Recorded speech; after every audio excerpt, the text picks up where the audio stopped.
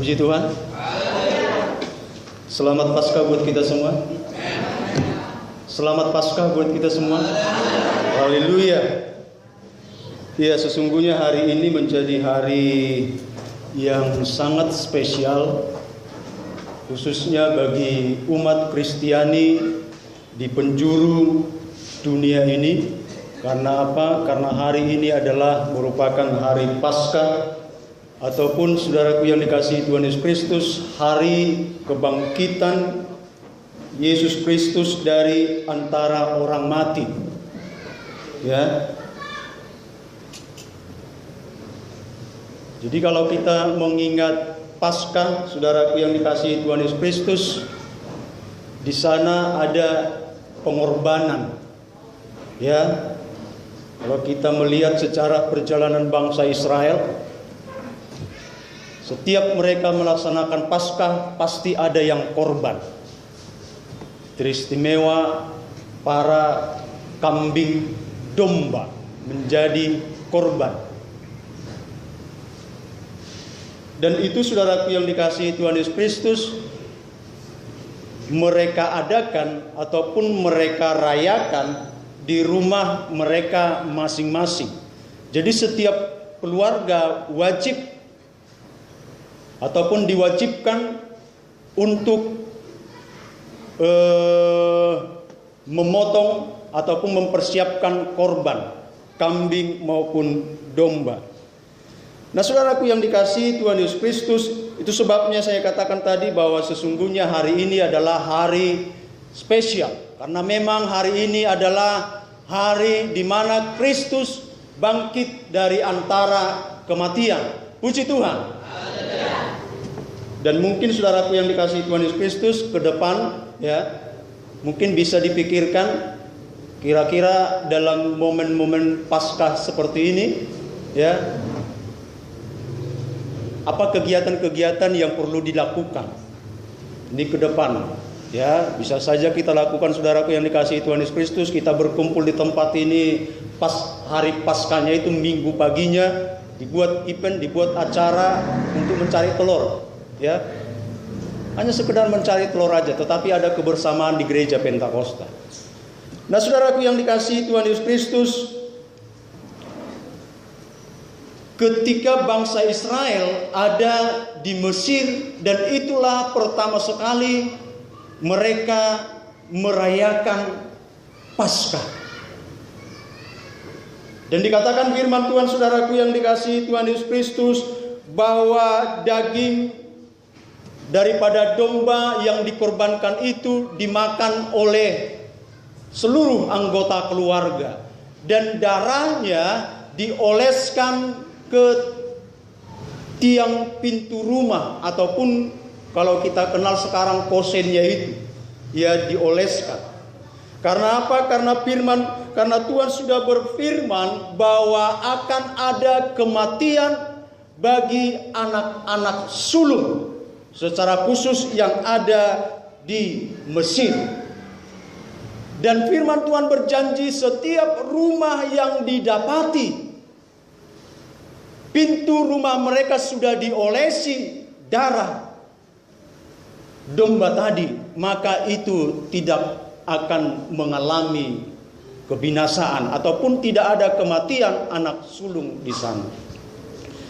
Nah, saudaraku yang dikasihi Tuhan Yesus Kristus, jadi perayaan Paskah itu di awalnya adalah memperingati bagaimana bangsa Israel keluar dari tanah Mesir. Dan ini terus-menerus diajarkan, disampaikan kepada generasi-generasi selanjutnya. Sehingga saudaraku yang dikasihi Tuhan Yesus Kristus, setiap tahun bangsa Israel pasti merayakan yang namanya Paskah. Ada beberapa perayaan-perayaan yang dirayakan oleh bangsa Israel. Ya, perayaan Pondok Daun, perayaan Paskah, dan lain sebagainya. Nah, saudaraku yang dikasihi Tuhan Yesus Kristus, kalau saya katakan tadi perayaan itu pertama sekali dirayakan di rumah mereka masing-masing.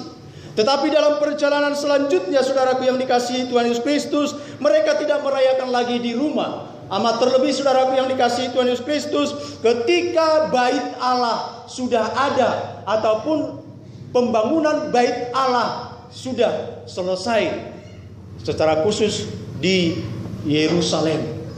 Jadi saudaraku yang dikasihi Tuhan Yesus Kristus,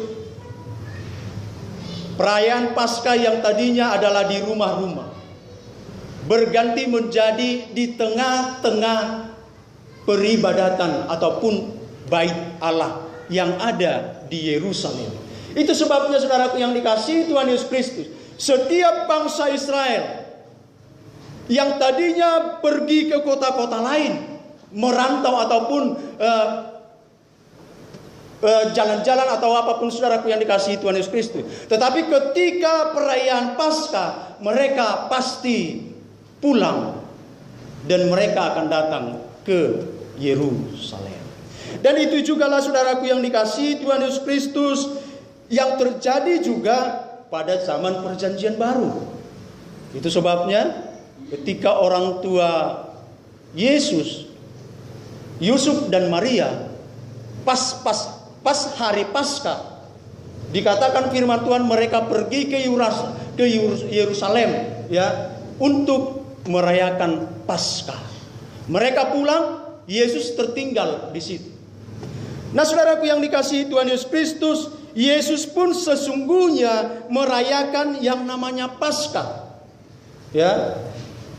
Malam sebelum Yesus ditangkap, Yesus memerintahkan kepada murid-muridnya supaya para muridnya mempersiapkan perjamuan malam.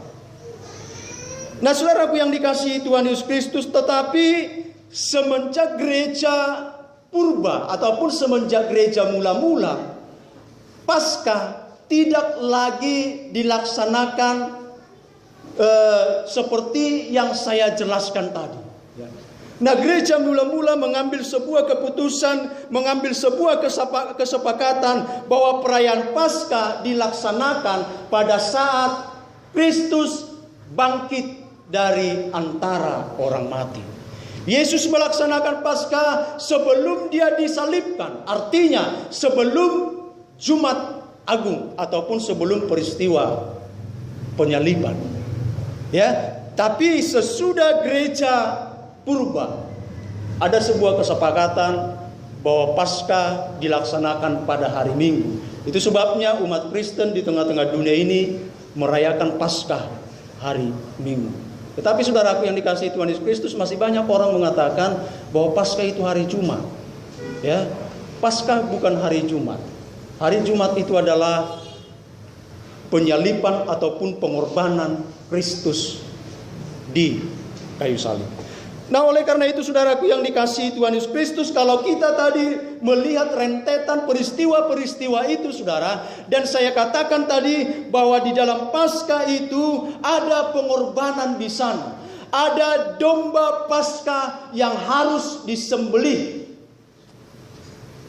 Ini sesungguhnya saudaraku yang dikasihi Tuhan Yesus Kristus menjadi gambaran domba Paskah ataupun domba, anak domba yang Yesus sendiri alami. Bayangkan saudaraku yang dikasihi Tuhan Yesus Kristus, jauh sekali peristiwa keluarnya bangsa Israel dari tanah Mesir sampai kepada peristiwa penyaliban Kristus. Bahkan juga saudaraku yang dikasihi Tuhan Yesus Kristus, saya katakan tadi darahnya itu dioleskan. Ini menjadi simbol penyelamatan Allah kepada manusia, puji Tuhan. Nah, demikian juga saudaraku yang dikasihi Tuhan Yesus Kristus, darah Kristus yang tercurah di Bukit Golgota menjadi karya keselamatan bagi orang percaya. Nah, saudaraku yang dikasihi Tuhan Yesus Kristus, itu sebabnya di dalam perayaan Paskah hari ini saya mengambil tema yaitu yang terambil dari 1 Korintus 15 ayat 20. Dengan tema Yesus bangkit, kita pun harus bangkit. Haleluya. Haleluya. Mau bangkit? Haleluya. Anak-anak muda mau bangkit. Para kaum bapak mau bangkit. Para kaum ibu mau bangkit. Sekali lagi saudaraku yang dikasihi Tuhan Yesus Kristus, Tuhan Yesus Kristus bangkit, kita pun harus bangkit. Ya, tadi Bapak Guru mengatakan kita harus bangkit dari keterpurukan kita. Ya. Yesus sudah bangkit beberapa ribuan tahun yang lalu. Nah, kita pun saudaraku yang dikasihi Tuhan Yesus Kristus, dari perayaan Paskah ini kita pun harus bangkit. Mari saudaraku yang dikasihi Tuhan Yesus Kristus, kalau sudah ketemu katakan haleluya, dan saya ajak semua kita bangkit berdiri.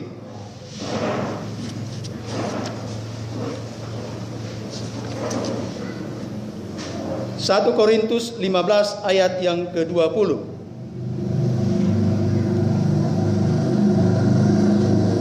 Kalau sudah ketemu, kita akan baca bersama-sama 2, 3.